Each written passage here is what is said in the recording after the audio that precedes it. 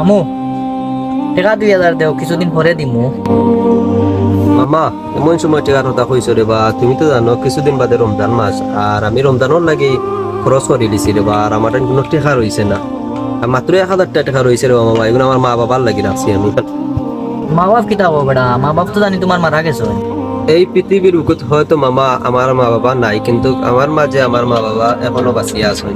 হ্যাঁ কিতা হবা, আমার একটু বুঝাই আহো।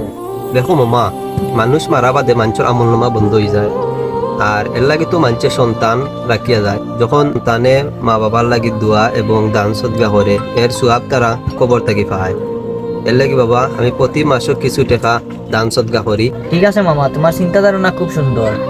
তোমার লান মানুষ হয় না, প্রত্যেক মানুষের এরকম চিন্তা ধারণা করা প্রয়োজন। দোয়া করি তোমার আব্বা আম্মা জান্নাতুর উচ্চ মাকাম আল্লাহ যেন দান করেন তার।